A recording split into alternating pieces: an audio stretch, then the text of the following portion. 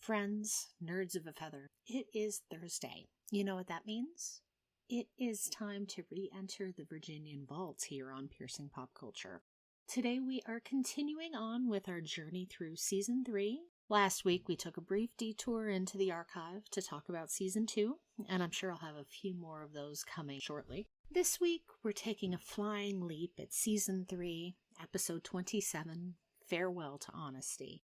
This one isn't an honest episode, though. As we look at the IMDb profile, it shows a big, gigantic picture of Trampas. Kids, Trampas has disappeared again, believe it or not. Doug McClure does not appear in this episode. Let's get to the IMDb plot synopsis. The Virginian goes to Honesty, Wyoming to collect $8,000 owned by the judge on a crooked cattle deal. The town is owned and run by the corrupt man who owes the money. The fight over the money spills into a murder charge against the Virginian. I'm not going to call that one a spoiler. This cast, like they have been for the previous few episodes, is a fun one. We've got Richard Carlson, a perennial Kim favorite for those who have been around piercing pop culture for any length of time. Kathleen Crowley, Dorothy Green, Richard Crane, Douglas Henderson, William Boyett, and Burt Mustin. The episode is written once again by True Boardman and directed by Leon Benson. As the plot synopsis gives away, this is yet another Virginian episode. This continues the trend we were talking about in the last couple of weeks, that Season 3 has given us all of the Virginian and all of the Riker. And this time we get both. Riker does join up about, I'd say, end of Act 2 into Act 3 of the episode. So we do get both characters. But for a big chunk, this is a Virginian episode. As you know, one of my favorites. I will always be here for a Virginian episode, and we show no James Jury disrespect in this house. So while I am perfectly ready to start a Richard Carlson discussion here, I do have to do a slight pivot because Douglas Henderson had jumped into my point of view this week, and I've been down a deep, deep thread looking at his career. Interestingly, after I watched this episode of The Virginian, I had a Perry Mason playing in the background the next day, and Henderson was in that episode as well, and surprisingly playing almost the exact same part, just at a different time, different place, not a Western. But all at once, it was so convincing, and the performance really had me pulled in that he gave in both of these episodes. Really, in The Virginian, to me, he steals scenes, doing very little in the background, but your eye is just drawn to him. This week, I've been thinking a lot about Douglas Henderson and the ability that he shows in these episodes as the lovelorn character. He's sensitive, he's weak, he's lovelorn, he's deeply, deeply, deeply in love with the female lead, but it's not seen. It's not appreciated. He operates very much in the background. And seeing that pop up in these two episodes really intrigued me to see him filling space in that way.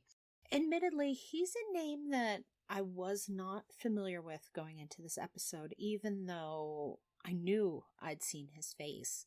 And the next day when I was watching the Perry Mason episode, it clicked immediately that he's actually in, I believe, 6 Perry Mason episodes if you look at his IMDb profile.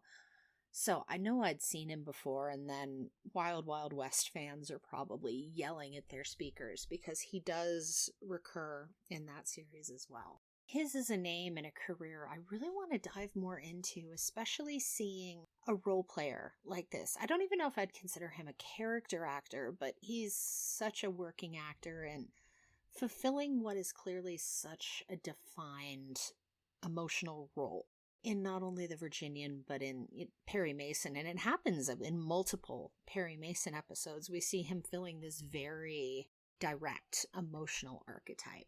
And it sheds some interesting thoughts on casting.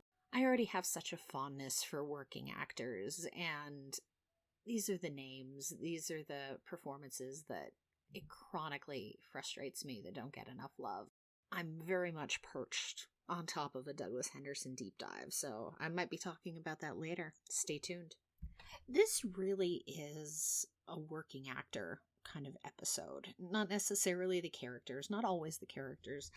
William Boyett has a very visible role kind of throughout.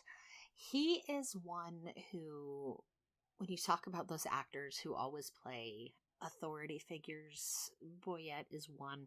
I was first introduced to him as McDonald during my deep Adam 12 deep dive in college when I was, I've talked about this before during my many Martin Milner tangents.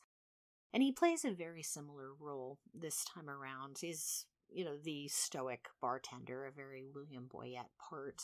And then I was deep down a Google rabbit hole on Burt Mustin as well. He's a figure who you might not know the name, but I guarantee if you have been down a classic TV and really classic Hollywood at some level rabbit hole, you've seen his face. His IMDb at least shows 208 acting credits, and he was just working constantly throughout the 1960s and 70s especially. You've got roles on things like Adam 12, The Brady Bunch, Laugh-In, Mayberry RFD, Bewitched, Marcus Welby. It just keeps going and going like this. And he entered the industry not as a young man. His earliest credits are coming in the very early 1950s in largely uncredited roles. And then you see him relatively quickly, I would say, by the middle of the decade, starting to jump to television and things like Dragnet, Father Knows Best. In a 1954 Father Knows Best episode, he's billed as Old Man. In an Our Miss Brooks, he's billed as Grandfather. This is a very constant frame through Mustin's career, and he plays a very fun role in this episode. Very much a fit for what an older man would be doing in westerns during this time. But he steals scenes, he dominates in moments where he carves himself out a very, very enjoyable presence with what could be a small and frankly forgettable role in the hands of other people. I was intrigued to watch Richard Carlson this time around. This is not the first episode of The Virginian we've seen him in, and I can't wait to go back and discuss that one. But this shows where Carlson's career was morphing to at this time. He begins popping up in films in the very late 1930s, very early 1940s. My go-to role for Richard Carlson, at least at this beginning point of his career, the Abbott and Costello film, Hold That Ghost. Throughout that time, you see him playing assorted rom-com, very wide-eyed, slightly academic male leads. And this morphs into the 1950s.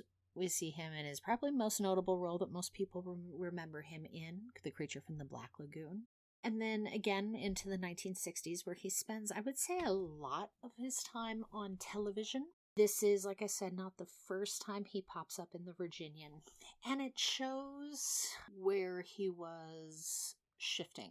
He's not even allowed the strength that he has in Creature from the Black Lagoon. Creature, just, 10 years earlier than this, he was the male lead, competing against Richard Denning for the love of Julie Adams. This time around, what struck me, and it was very similar to the previous Virginian episode I saw him in as well, the season 2 episode, Smile of a Dragon. He is no longer formidable male lead at this point. He's no longer a formidable foe. This time around, especially, what stood out to me was the weakness in his character. Yes, he is the antagonist. He's the villain. He's the bad guy. But he's out of his depth. He's chronically out of his depth. And this is what really kind of stood out in Smile of a Dragon as well. He's not necessarily a threat, I would say, to our characters. He could potentially gain the upper hand, but it's more of a nuisance. It's more of an annoyance. And his character is something to be beaten back and gotten around rather than really contended with. And I'm trying to think if this is something that popped up and made itself known to me in other TV roles I've seen Carlson in. And it definitely comes to mind with something like at least one of the roles I saw him in Perry Mason, but this is something I'd like to dive into a little bit more. The star personas and the roles that these actors were playing, especially as they were going through what must have been a finely tuned, well-oiled TV central casting environment in the 1950s and 1960s as their careers were evolving and shifting with the passage of time. And this doesn't even give us time to do justice to an interesting Kathleen Crowley performance as Jennifer, a local saloon keeper, very much akin to Amanda Blake's performance in Gunsmoke as Miss Kitty. This is a character we've seen throughout the entire history, at least of the Western on television. The slightly tough as nails saloon keeper, owner of the saloon, who has a heart but also a bit of a past. She's the evolution of the femme fatale, almost. She's the working woman, the woman who's done things and seen things and is sometimes having trouble dealing with that fact. And this is what we definitely see happening with Crowley's take on the character. I want to see more of her. Her character is really struggling for air against Dorothy Green as Laura Forrester in this episode. And neither woman quite gets the room to really do what they can do. These are both interesting performances, interesting portrayals in a story that should give them a lot of space to run and a lot of space to, act for the cheap seats. But unfortunately, neither one quite manages to land everything that's possible there with the way this script is set up and really how crowded the casting is. But this episode is already getting a bit unruly, so we are coming up on the tail end of Season 3 here in the Virginian Vault. As I said, Season 3, Episode 27, Farewell to Honesty. Stay tuned every Thursday as I continue my look at the Virginian, the long-running Western series. Looking forward to having more discussions, talking about more episodes, and just deep diving in a way that only I enjoy. If you like it as well, stay tuned, join me for more. My usual Piercing Pop Culture drops will continue. Check out new episodes on Sunday, Tuesdays, and Thursdays. Hope to have lots more coming at you soon. Thank you so much, everyone. Bye, guys.